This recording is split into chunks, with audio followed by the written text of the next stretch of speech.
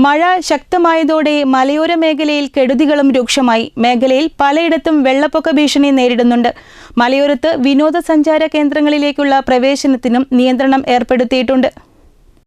വെള്ളിയാഴ്ച വൈകുന്നേരം മുതലാണ് മഴ വലിയ രീതിയിൽ ശക്തി പ്രാപിച്ചത്. ഇത് ജനജീവിതത്തെയും ബാധിച്ചു തുടങ്ങിയിട്ടുണ്ട്. മലയോര മേഖലയിൽ പലയിടങ്ങളിലും വെള്ളപ്പൊക്ക ഭീഷണി നേരിടുന്നുണ്ട്. ഇരുവഴിഞ്ഞിപ്പുഴയും ചാലിയാറും നിറഞ്ഞ് താഴ്ന്ന പ്രദേശങ്ങൾ വെള്ളത്തിനടിയിലായി കഴിഞ്ഞു. തീരപ്രദേശവാസികളോട് ജാഗ്രത പാലിക്കാൻ അധികൃതർ നിർദ്ദേശം നൽകി. ജില്ലയിലെ കിഴക്കൻ മലയോര മേഖലയിൽ വിനോദസഞ്ചാര കേന്ദ്രങ്ങളിലേക്കുള്ള പ്രവേശനത്തിനും നിയന്ത്രണം ഏർപ്പെടുത്തിയിട്ടുണ്ട്. മഴക്കെടുതികൾ നേരിടാൻ തദ്ദേശ സ്ഥാപനങ്ങൾ, റവന്യൂ, ഫയർഫോഴ്സ് പോലെയുള്ള സംവിധാനങ്ങൾ ആവശ്യമായ മുന്നൊരുക്കങ്ങളും നടത്തിയിട്ടുണ്ട്. ഇതിൻ്റെ ഭാഗമായി തദ്ദേശ സ്വയംഭരണ സ്ഥാപനങ്ങൾ ആളുകളെ മാറ്റിപ്പാർപ്പിക്കാനുള്ള സ്ഥലങ്ങളും ഒരുക്കിയിട്ടുണ്ട്.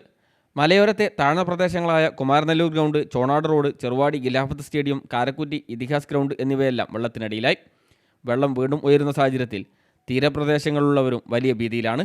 മുൻ വർഷങ്ങളിലെല്ലാം ഏക്കർ കണക്കിന് ഭൂമി പുഴയെടുത്തിരുന്നു. ഇതോടെ നിരവധി വീടുകളും ഭീഷണിയായതിനൊപ്പം ഏക്കർ കണക്കിന് കൃഷിഭൂമിയും നഷ്ടമായ അവസ്ഥയിലാണ് കർഷകർ. ഈ വർഷം 3 തവണ വെള്ളം കയറിയതോടെ ജില്ലയുടെ കിഴക്കൻ മേഖലയിൽ വലിയ രീതിയിലാണ് കൃഷി നശിച്ചത്. മാവൂർ, ചാത്തമംഗലം, കൊടിയത്തൂർ, കാരശ്ശേരി പഞ്ചായത്തുകളിലും മുക്കം നഗരസഭയിലുമായി കോടിക്കണക്കിന് രൂപയുടെ നഷ്ടമാണുണ്ടായത്. വാഴ കർഷകർക്കാണ് ഏറ്റവും കൂടുതൽ നഷ്ടം സംഭവിച്ചത്. കുലച്ചതും കുലയ്ക്കാറായതുമായ ആയിരക്കണക്കിന് വാഴകൾ നിലംപൊത്തി. മികച്ച വില ലഭിക്കുന്ന സമയത്താണ് അപ്രതീക്ഷിത നഷ്ടം സംഭവിച്ചത്.